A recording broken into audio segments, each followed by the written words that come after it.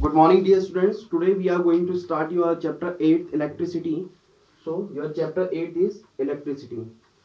तो हम direct chapter पे नहीं कूदेंगे, तो हम कुछ बेसिक्स जानेंगे इलेक्ट्रिसिटी को पढ़ने से पहले कि इलेक्ट्रिसिटी जब आप पढ़ोगे तो आपको कुछ चीजें पहले से पता होनी चाहिए. ओके, तो आपको स्ट्रक्चर ऑफ एटम पता होगा. इस तरीके से आपके पास स्ट्रक्चर ऑफ एटम रहता है. बीच में आपका पास प्रोटॉन और न्यूट्रॉन और इधर इसके ऑर्बिट्स रहते हैं. ओके, इस तरीके से स्ट्रक्चर आपको पता होगा. और बाहर इसके इलेक्ट्रॉन क्या करते हैं, चक्कर लगाते हैं. ओके, तो आपको ये पता होना चाहिए कि जो सेंटर पार्ट है, किसी भी एटम का सेंटर पार्ट है, उसे न्यूक्लियस कहते हैं. क्या कहते हैं? न्यूक्लियस. ओके, और न्यूक्लियस के अंदर जो चीजें रहती हैं, कौन कौन सी रहती हैं? प्रोटॉन और न्यूट्रॉन. तो न्यूक्लियस के अंदर जो चीजें रहती हैं उसको हम क्या बोलते हैं? न्यूक्लियॉन्स. ओके, उसे क्या बोलते हैं? न्यूक्लियॉन्स. अच्छा, आपको पता है कि positive positive always repel, negative negative always repel, positive negative always attract. लेकिन यहां पे एक प्रॉब्लम आ जाती है. क्या प्रॉब्लम आती है कि आपको पता है कि प्रोटॉन पे कौन सा चार्ज होता है और इलेक्ट्रॉन पे कौन सा चार्ज होता है. ये भी आपको पता है. प्रोटॉन इलेक्ट्रॉन पे क्या चार्ज होता है? -1.6 इंटू 10⁻⁻19 कूलम. ओके, और प्रोटॉन पे क्या होता है? +1.6 इंटू 10⁻⁻19 कूलम. और न्यूट्रॉन में कितना चार्ज होता है? न्यूट्रॉन में कोई चार्ज नहीं होता है. No charge. इस पे कोई चार्ज नहीं होता है. तो यहां पे प्रोटॉन है और न्यूट्रॉन है. न्यूट्रॉन पे कोई चार्ज नहीं है, लेकिन इसके अंदर क्या प्रोटॉन होंगे? सपोज दैट 5 प्रोटॉन है इसके अंदर. 1 2 3 3 4 5 प्रोटॉन है. तो ये प्रोटॉन और प्रोटॉन आपस में रिपेल करेंगे. क्यों? क्योंकि हमें पता है कि सेम चार्जेस ऑलवेज रिपेल. ये रिपेल करेंगे, लेकिन ये रिपेल नहीं करते हैं. ये रिपेल नहीं करते हैं. एक अनदर फोर्स यहां पे काम करता है. एक दूसरा फोर्स यहां पे काम करता है जो इन प्रोटॉनों को बाहर भागने नहीं देता है. इन प्रोटॉनों को आपस में बनाए रखता है. तो उस एक एनर्जी होती है, जिस एनर्जी से ये आपस में क्या होते हैं, जुड़े रहते हैं. तो उसे कहते हैं binding energy. Binding energy. Okay, और बाइंडिंग एनर्जी में, वो बाइंडिंग एनर्जी में एक फोर्स लगाती है, और उस फोर्स को बोलता हूं मैं क्या? Strong nuclear force. उस फोर्स का नाम है न्यूक्लियर फोर्स. और आपको पता होना चाहिए जो न्यूक्लियर फोर्स है, जो न्यूक्लियर फोर्स है, it is the strongest force. Strongest force. Okay, ये क्या आपके पास एक सबसे स्ट्रॉन्ग फोर्स है सब में से. चाहे कोई सा भी आपको इलेक्ट्रोस्टैटिक फोर्स हो या कोई सा भी फोर्स हो आपके पास, उन सब फोर्स में से सबसे ज्यादा स्ट्रॉन्गेस्ट फोर्स जो होता है वो न्यूक्लियर फोर्स होता है.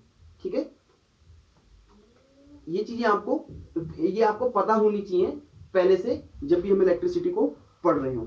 दूसरी चीज, ये जो न्यूक्लियस है इसका साइज कितना होता है? तो जो इस न्यूक्लियस का साइज होता है, न्यूक्लियस का जो साइज होता है वो हम मापते हैं फर्मी मीटर में. Okay, fermions. Fermions. Okay, and you no it is 10 to the power minus 15, means 1 fermions is equal to 10 to the power minus 15 metre. ये आपको पता होना चाहिए. हम न्यूक्लियस, जो न्यूक्लियस का साइज है वो हम किस में मापते हैं? फर्मियंस में. और एक फर्मियंस कितना होता है? ओके, और देन अगर इस एटम का पूरा साइज मापना है, इस एटम का पूरा साइज मापना है, अगर न्यूक्लियस का साइज मापना है, then we will use fermions. Okay, but अगर मुझे इस एटम का पूरा साइज मापना है, तो इस एटम के पूरे साइज मापने के लिए मैं क्या यूज करता हूं? मैं यूज करता हूं क्या? Angstrom. Angstrom, and it is denoted by A, और ए के ऊपर गोला ऐसे, angstrom. And you know what 1 angstrom is equal to 10 to the power -10 metre. तो ये आपको पता होना चाहिए, आपका प्रीवियस नॉलेज होना चाहिए. ओके, अब और चीजें क्या पता होनी चाहिए कि आपके पास जो इलेक्ट्रॉन है, प्रोटॉन है और न्यूट्रॉन है। इलेक्ट्रॉन प्रोटॉन न्यूट्रॉन को किस किसने डिस्कवर किया? ओके, तो इलेक्ट्रॉन को किया जे थॉमसन ने। इसको याद करने का तरीका क्या है? ईंट पर नाच, ईंट पर नाच।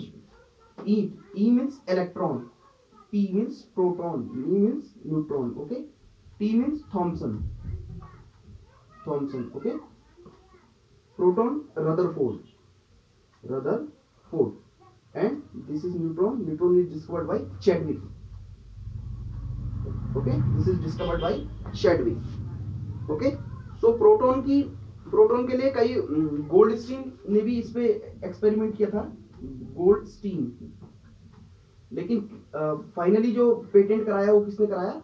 रदरफोर्ड ने। तो कई किसी किताब में गोल्डस्टीन है, किसी किताब में रदरफोर्ड है, लेकिन पेटेंट किसके नाम पे? रदरफोर्ड के नाम पे, इसलिए रदरफोर्ड का ही नाम आता है। तो गोल्डस्टीन ने डिस्कवर कर लिया था लेकिन पेटेंट नहीं करवा पाया। तो ये डिस्कवरी है इसकी कि इलेक्ट्रॉन प्रोटॉन न्यूट्रॉन को किस किसने डिस्कवर किया। ओके, इलेक्ट्रॉन को किसने किया? थॉमसन ने। रदरफोर्ड, प्रोटॉन को किसने किया? रदरफोर्ड ने। और न्यूट्रॉन को किसने किया? चैडविक ने। ओके, तो ये चीजें आपको पता होनी चाहिए पहले से। एक और चीज, अगर आपको पूछा जाए किसी एटम की जो बेसिक्स, जो फंडामेंटल यूनिट्स हैं वो क्या होती हैं, मतलब सब एटॉमिक पार्टिकल आपको पूछते हैं सब एटॉमिक पार्टिकल क्या होते हैं। तो मैंने आपको एक स्टैंडर्ड मॉडल ऑफ एटम पढ़ाया था, उसमें बताया था कि जब आप प्रोटॉन को तोड़ेंगे तो ये भी टूट जाता है, प्रोटॉन ब्रेक हो जाता है इजीली। और अगर न्यूट्रॉन को तोड़ा तो न्यूट्रॉन भी ब्रेक हो जाता है इजीली। लेकिन जब हम इलेक्ट्रॉन को तोड़ें तो इलेक्ट्रॉन ब्रेक नहीं होता है। ओके, इलेक्ट्रॉन ब्रेक नहीं होता है। तो we can say electron is a fundamental unit of an atom, we can say. Okay, तो मैंने आपको पढ़ाया था कि जो अभी हम जो पढ़ते हैं अभी लोअर क्लासेस में, तो only 3 particles electron proton and neutron एक एटम में होते हैं। लेकिन जैसे जैसे हम फर्दर आगे बड़ी क्लास में जाएंगे तो हम पढ़ेंगे कि 100 से ज्यादा पार्टिकल्स एक एटम में रहते हैं। जैसे आपके पास क्या क्या रहते हैं उसका अभी आई होप कि आप वीडियो पॉज करके इसको नोट भी कर लेना। जैसे सपोज दैट आपके पास जो एटम होता है, एटम के अंदर आपके पास क्या रहता है? एक तरफ रहता है आपके पास क्या? फर्मियोन्स, और एक तरफ रहता है आपका बोसोन। तो 12 तो आपके पास फर्मियोन्स रहते हैं और 5 आपके पास बोसोन रहते हैं। ओके, एंड फर्मियोन्स में भी आपके पास 2 चीजें हैं, एक तो आपके पास क्वार्क्स और एक आपके पास आता है लेप्टॉन्स। ओके, तो क्वार्क्स में आपके पास क्या क्या है? Up quarks, down quarks, up quarks, down quarks, top quarks, bottom quarks, strange quarks, charm quarks. तो 6 रहते हैं, 6 ये रहते हैं और 6 ये रहते हैं। इसमें भी आपके पास क्या रहता है? इसके पास आपका इलेक्ट्रॉन। ओके, इलेक्ट्रॉन के बाद आपके पास neutrino, mu neutrino, tau neutrino, tau neutrino.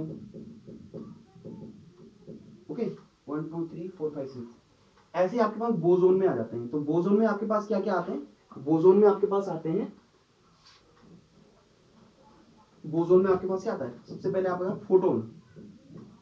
Okay, photon आता है, उसके बाद W boson, Z boson, Y boson, और एक इसमें आता है हिग्स बोसोन। ओके, तो ये 5 है आपके पास, 1 2 3 4 और 5। तो हिग्स बोसोन है, इसी को आप क्या बोलते हैं? God particle. डिस्कवरी में आप देखते होंगे गॉड पार्टिकल, इसके पीछे रिसर्च चल रही है। और एक लेटेस्ट पार्टिकल इसमें एक्स्ट्रा है, वो उसको बोलते हैं ग्रेविटियन। तो ग्रेविटियन में भी रिसर्च चल रही है आजकल। तो Higgs boson, this is a God particle, we can say कि इसी से पूरे ब्रह्मांड की रचना हो रही है। This is a God particle. Okay, तो इसमें देखेंगे कि आपको ये सारे मिल रहे हैं। तो इलेक्ट्रॉन एक नाम मिल रहा है, इलेक्ट्रॉन इसका एक पार्ट है। तो वी कैन से कि इलेक्ट्रॉन इसका फंडामेंटल यूनिट है। कई बार पेपर में लिखा रहता है right the fundamental units of an atom. ये फर्स्ट यूटी में मैंने पूछा भी था आपको, तो वहां पे ऑप्शन दिए थे इलेक्ट्रॉन, प्रोटॉन, न्यूट्रॉन, और दिया था ऑल ऑफ द अबव। तो बहुत सारे बच्चों ने ऑल ऑफ द अबव मारा है टिक। पर आप ऑल ऑफ द अबव नहीं मारेंगे, आप क्या करेंगे electron. Electron is a fundamental particle of an atom. तो आई होप कि आप इस वीडियो पॉज करके इसको नोट भी कर लेंगे। ओके, जैसे मैं प्रोटॉन की बात करूं, प्रोटॉन को अगर मैं तोड़ता हूं, प्रोटॉन को अगर मैंने तोड़ा तो आप देखना दो अप और एक डाउन क्वार्क्स, दो अप और एक डाउन क्वार्क्स, दो अप क्वार्क्स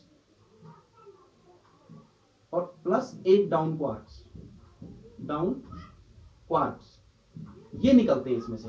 इट मींस ये टूट, जब कोई टूटता है तो इट मींस कि प्रोटॉन जो है वो दो अप क्वार्क्स और एक डाउन क्वार्क से मिलकर बन रखा है, तो बेसिकली ये भी टूट जाता है, लेकिन इलेक्ट्रॉन नहीं टूटता। ऐसी अगर न्यूट्रॉन की बात करें तो न्यूट्रॉन, अगर न्यूट्रॉन की बात करें तो न्यूट्रॉन दो डाउन और एक अप क्वार्क से मिलकर बन रखा है। ओके, एक दो डाउन और एक अप क्वार्क। अगर न्यूट्रॉन को आप तोड़ेंगे तो उसमें से ये चीजें निकलेंगी, ये। ओके, तो हेंस वी कैन से कि जो आपके पास इलेक्ट्रॉन, प्रोटॉन एंड न्यूट्रॉन है, इनमें से ओनली इलेक्ट्रॉन जो आपके पास वो फंडामेंटल यूनिट है। ओके, तो चलो आगे बढ़ते हैं। अच्छा, एक दूसरी चीज इसमें बताऊंगा कि सपोज दैट आपके पास एक एटम है। ओके, और इसमें एक इलेक्ट्रॉन चक्कर लगा रहा है, इसके ऑर्बिट में एक इलेक्ट्रॉन चक्कर लगा रहा है। तो if I ask to you कि what is the total energy of that electron, what is the total energy of that electron, so how can you predict the total energy? so अगर कोई चीज किसी पे बंधी हुई होती है, क्योंकि ये प्रोटॉन इस पे एक फोर्स लगा रहा है, ओके, और उसको एक फिक्स पाथ में मूवमेंट करा रहा है, ना तो ये बाहर जा सकता है और ना ये अंदर आ सकता है, एक फिक्स फोर्स है जिसमें ये मूवमेंट करा रहा है। तो ध्यान रखना कि जो भी चीज किसी चीज से बाउंड रहती है, किसी चीज से बंधी हुई रहती है, तो उसकी टोटल एनर्जी हमेशा नेगेटिव होती है, उसकी टोटल एनर्जी हमेशा नेगेटिव होती है, ध्यान रखना हमेशा। Understood? Like if I say this is a sun and earth is moving, so what is the total energy of earth? so you can say the total energy of earth is negative because कि वो fix path में movement कर रहा है, अर्थ ना तो बाहर भाग रही है ना तो अंदर आ रही है। तो ऐसा कोई बंधा हुआ बाउंडेड अगर कोई चीज है तो उसकी टोटल एनर्जी क्या रहती है, नेगेटिव रहती है। ओके, तो आई होप कि आपने ये नोट भी कर लिया होगा, वीडियो पॉज करके आप नोट कर सकते हैं।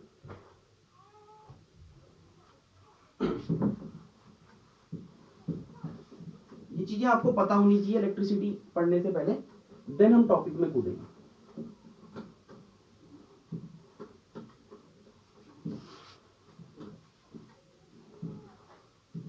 नेक्स्ट चीज आती है इसमें,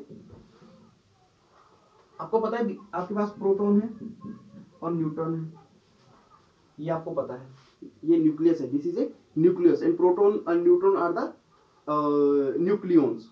okay, this is a electron. जब कोई एनर्जी आएगी बाहर से तो ये एनर्जी इलेक्ट्रॉन क्या करेगा, एब्जॉर्ब कर लेगा, और एब्जॉर्ब करने के बाद क्या हो जाएगा, बाहर कूद जाएगा। ओके, ये अपना पाथ जो क्या होगा, लूज कर देगा। ओके, जैसे ये पाथ लूज करेगा और तब ये इलेक्ट्रॉन आ गया है, तब ये जो इलेक्ट्रॉन आ गया है, तो इस इलेक्ट्रॉन को क्या कहता हूं मैं, फ्री इलेक्ट्रॉन।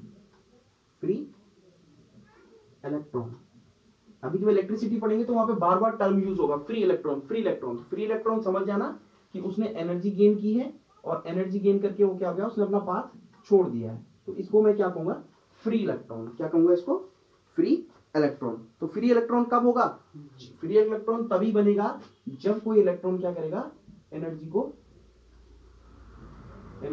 एब्जॉर्ब करेगा। ओके, ध्यान रखना इस चीज को। तो अगर फ्री इलेक्ट्रॉन की डेफिनेशन लिखेंगे तो कैसे लिखेंगे, electron which is not bounded with the atom. Okay, we can write electron which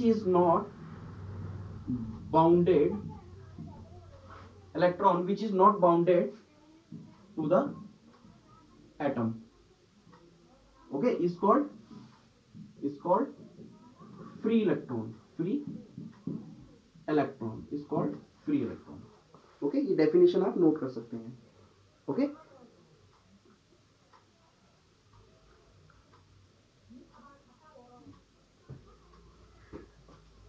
second चीज इसमें हम अब बात करेंगे कंडक्टर्स की। ओके, तो क्या होता है आपके पास कंडक्टर्स, कंडक्टर होते हैं और इंसुलेटर, इंसुलेटर और सेमी कंडक्टर, सेमी कंडक्टर। तो कंडक्टर क्या होते हैं, इंसुलेटर क्या होते हैं, सेमी कंडक्टर क्या होते हैं, इस पे बात करेंगे।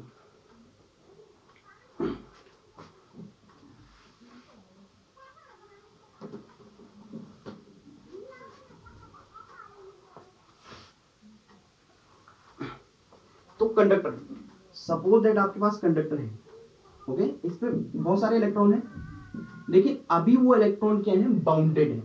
इसमें बहुत सारे इलेक्ट्रॉन तो हैं, लेकिन अभी वो इलेक्ट्रॉन क्या है, बाउंडेड इलेक्ट्रॉन है, वो किसी से क्या है, बाउंड हो रखे हैं। समझ रहे हो ना मैं क्या कहना चाह रहा हूँ? दिस इज न्यूक्लियस एंड जो इलेक्ट्रॉन है वो फिक्स पाथ में क्या कर रहे हैं, मूवमेंट कर रहे हैं, अभी वो बाउंडेड है।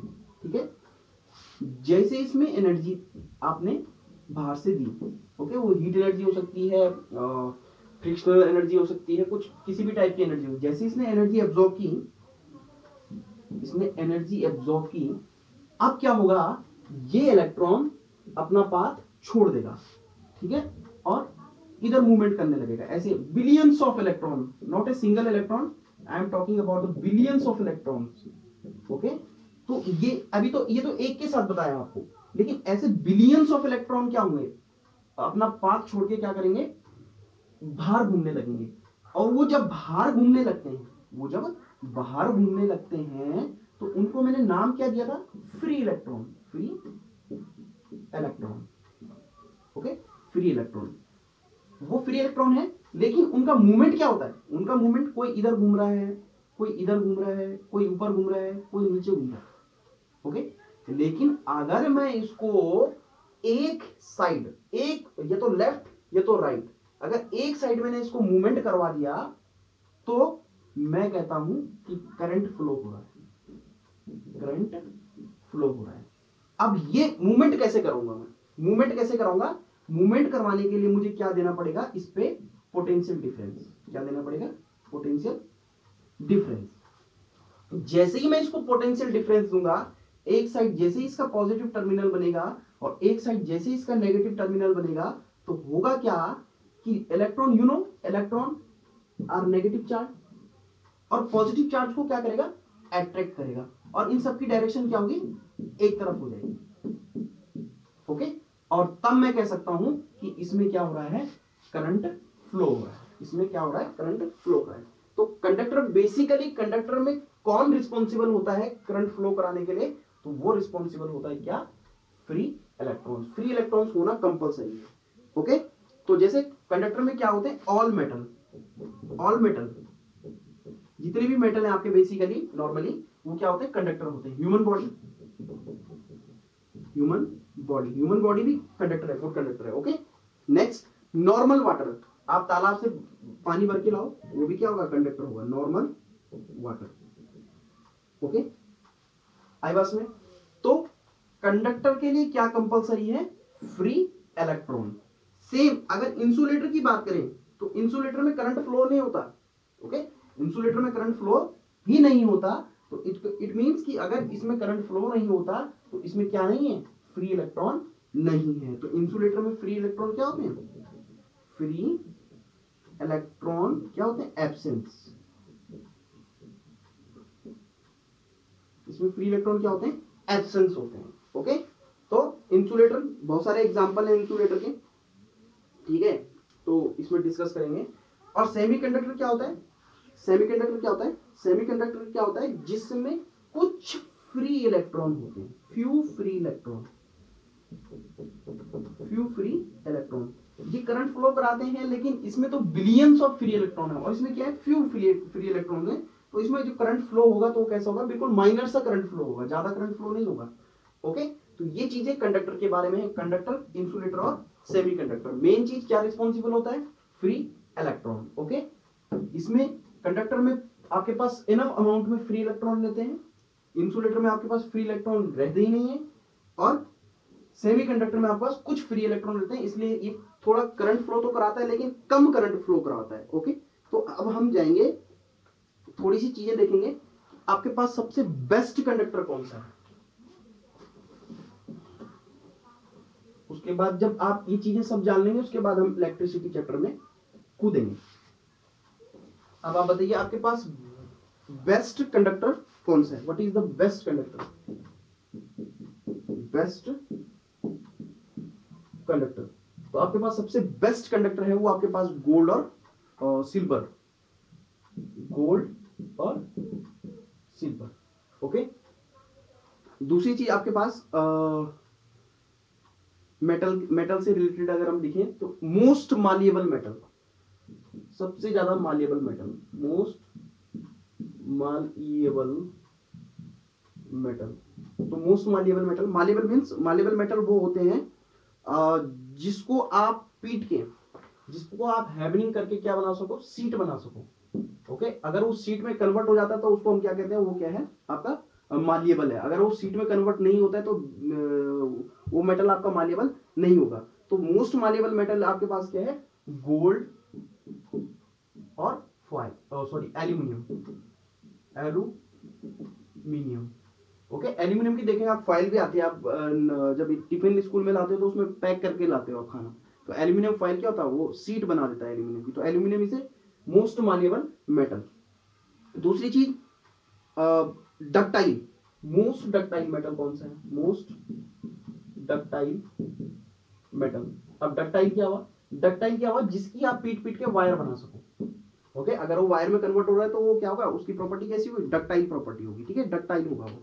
तो क्या होता है, गोल्ड, गोल्ड की बहुत अच्छा होता है, इसकी वो कितनी भी लंबी आप इसको खींच लो, कितनी भी लंबी तार बना लो, टूटेगी नहीं। ओके, तो most ductile metal is gold. Okay, अब आता है लीस्ट डेंस मेटल। डेंस, सबसे कम डेंस मेटल कौन सा है, लीस्ट डेंस मेटल, सबसे जो डेंस सबसे कम डेंस है मेटल कौन सा है, उसका नाम है लिथियम, लिथियम। ओके, और मोस्ट डेंस मेटल, सबसे डेंस मेटल कौन सा है, उसका नाम है ऑस्मियम, ऑस्मियम, उसका नाम क्या है, ऑस्मियम। ओके, अब ऐसा मेटल कौन है जो metals which are liquid in room temperature, metal which are liquid in room temperature, RT लिखा है। ओके, शॉर्टकट में metals which are liquid in room temperature, तो वो क्या है, मरकरी है, सीजियम है। ओके, सीजियम का जो मेल्टिंग पॉइंट होता है वो 28 पॉइंट समथिंग रहता है। तो ये अब अगर हाथ में रखेंगे तो हमारी बॉडी का टेम्परेचर 35 पॉइंट समथिंग होता है, तो हाथ में रखेंगे तो ये हाथ में पिघल जाएगा सीजियम। ओके, बहुत कॉस्टली भी होता है, सबसे कॉस्टली, उससे भी कॉस्टली होता है, गोल्ड से भी कॉस्टली। ओके, और एंड लास्ट से एक गैलियम, गैलियम। ओके, अब आता है आपके पास क्या लिखेंगे इसमें, non metal which are liquid. Okay, non metal कौन है जो लिक्विड होगा, non metal which are liquid in room temperature। तो उसमें तो एक तो आपके पास ब्रोमीन आ गया, ब्रोमीन। ओके, एक तो आपके पास ब्रोमीन आ गया, और ब्रोमीन ही लिखेंगे इसमें इनफ। ओके, तो ये चीजें आपको पता होनी चाहिए पहले से। This is the basics things. Okay,